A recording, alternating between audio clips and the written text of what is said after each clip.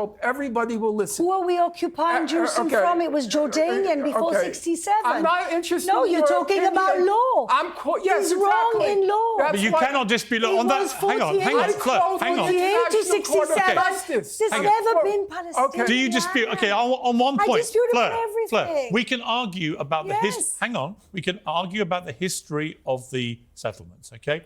What I don't think anyone can argue, Israeli or Palestinian, since the start of this war on October the 7th, 8th. What's up everyone, quick intro as always, as this clip is too exciting to waste any time. Today we're diving into Piers Morgan intense debate with Fleur Hassan on Gaza and the West Bank settlements. This is a heated exchange where for the first time it actually seems like Piers is stepping up and not holding back when it comes to this conflict. Almost to the point where I'm willing to say he's starting to accept some of the hard truths about this actual conflict. So let's not waste any time, jump right in, dissect this back and forth and see who's really exposing the facts or dodging them. Let's get into it. Is that the aggressive expansion of settlements on the West Bank by Israelis since the start of this war, in my estimation, has not just been outrageous, I think it actually constitutes an indisputable war crime. What are they doing? Do you know, have you ever read Oslo? I'm very aware of it. So let me I've tell actually you. interviewed. So let me tell you what Oslo. Why are you assuming things? Why ask me questions? I'm asking you a question because when you talk about it, you don't understand what was actually. I've literally. Sorry. I think he understands. I've literally specifically asked you about the aggressive expansion of settlements since October the 7th.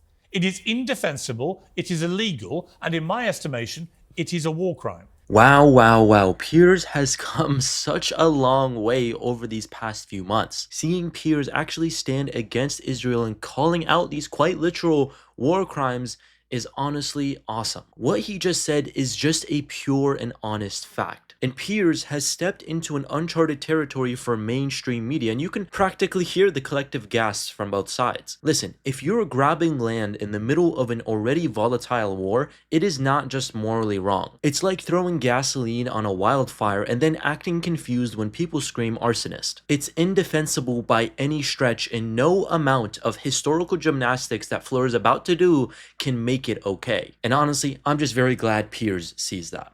Now, we know that's happening because we can see it. We can see it. Occupation. What we can't see in Gaza is anything because the journalists aren't allowed in. There's no... Yes, and if the journalists were allowed in and they got killed, you'd say Israel's killing journalists. So you can't win, can you? What do you think of the aggressive expansion of settlements on the West Bank since the war started? I reject the premise of that, and I'll tell you why. But you think it's fine? Let me ask you a question. Do you support the expansion? I've had Jewish guests who have condemned there's it. no occupation. There's no occupation. She said there's no occupation. Do you think these expansions are fine? I want to answer the question. Are they justified?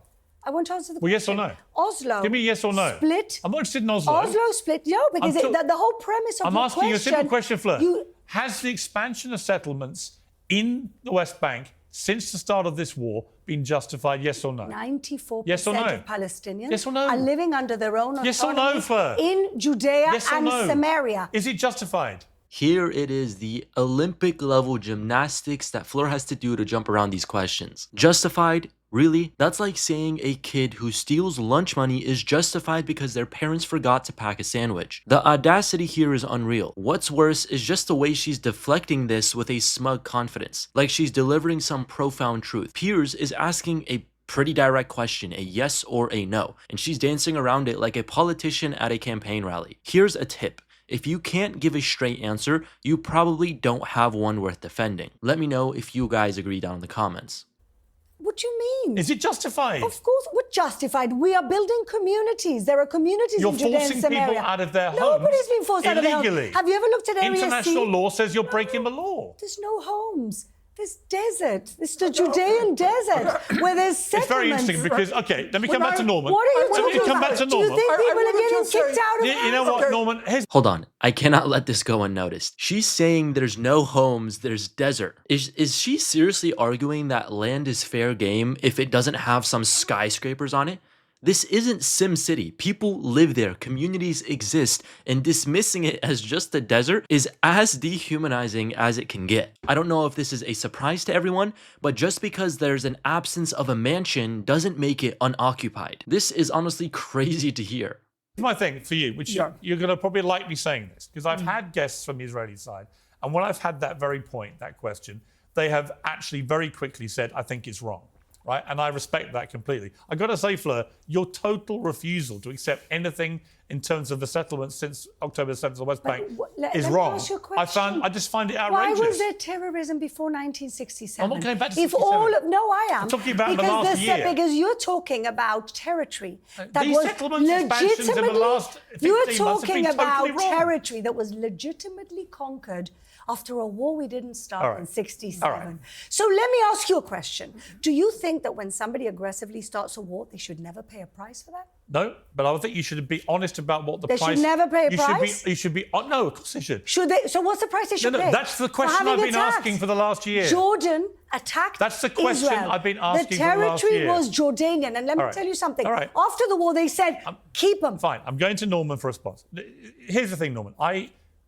We agree about more than you may realise, and I do with you as well in certain areas, and disagree in others, right? So I don't come at this from an ideological, I'm with one side or the other. But I do find anyone who attempts to defend the expansion of settlements in the way that we've seen, I just think they're so far one-sided, they can't see the wood for the trees out there. My big issue with Gaza is not that your characterisation is necessarily wrong, it's that we as Western media don't know because we're not allowed in there. And my big problem with the IDF, and I'll get a response from you, Fleur, on this, is the IDF's refusal to let independent Western journalists in to verify what they're doing and to report fairly and freely, I think is very telling and increasingly damning. Okay, Piers, I listened to you yesterday's program when you had Katie Halper on and Alan Dershowitz and John Kornakis and Matt Kennard. Yeah. And that point you made yesterday, which you're reiterating today, I'd like to address it very directly. Yeah.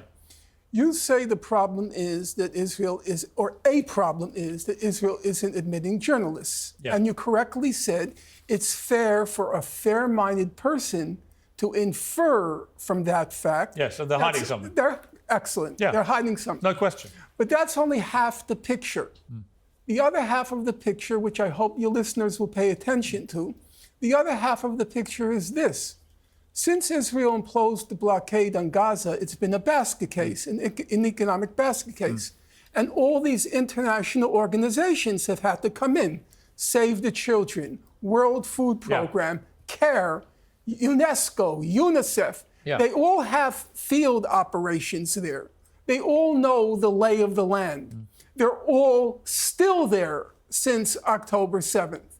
Now, when South Africa submitted its application to the International Court of Justice alleging that Israel was in breach of the Genocide Convention, who did it cite? It cited all of these organizations. It would be better if we had journalists there, but really at this point, journalistic coverage would be superfluous. We have all the respect. Well, it's never superfluous. Okay, I will say superfluous meaning we have all of these international respected organizations, many of them headed by Americans, like Agency for International Development. I get your point.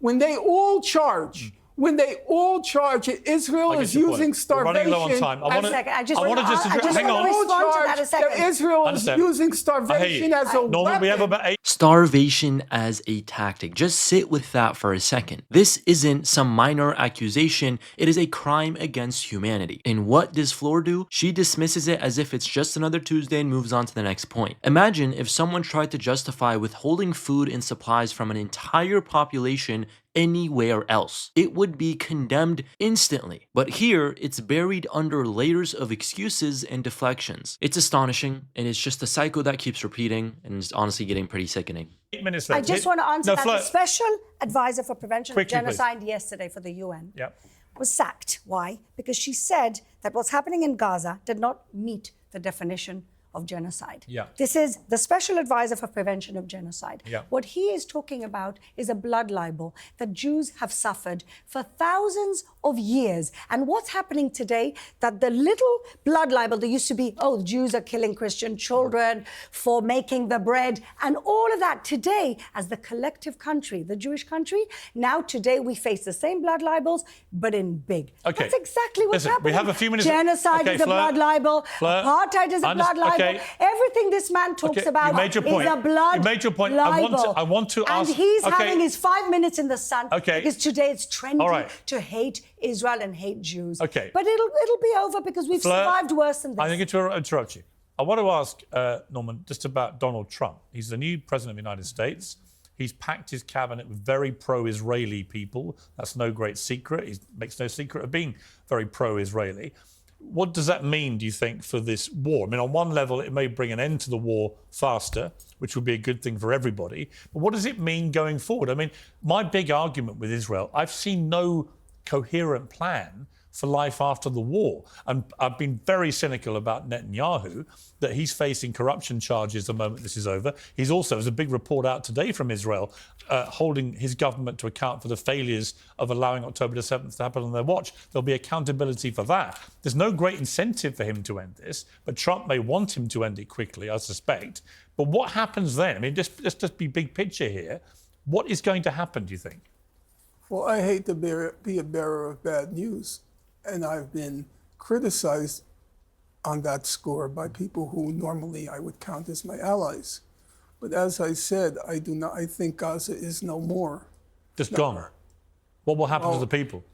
I think by hook or by crook, they're going to have to figure out a way to leave. This right here is the darkest truth of it all. Gaza is gone, not as a metaphor, but as a reality. And what's the plan for the people who've lived there? Silence. No roadmap, no vision, just displacement and destruction. It's like knocking over a chessboard mid-game and declaring yourself the winner. The human cost is staggering, and the lack of accountability is even worse. If this is the future some people are fighting for, then they need to take a long, hard look in the mirror, and it's certainly not a future that I want. So there you have it, folks. This is where Piers, for the first time in forever with this topic, has actually stepped up. And of course, Fleur Hassan does her usual spinning in circles. This was a debate that exposed much more than just a political difference. The question isn't just about history or law, it's about humanity and accountability. What do you guys think? Is Piers finally calling out the indefensible, or is this just another media circus? And let me know your thoughts about this clip in specific. Thank you for watching. Be sure to give us a like and subscribe, and we'll see you guys in the next one.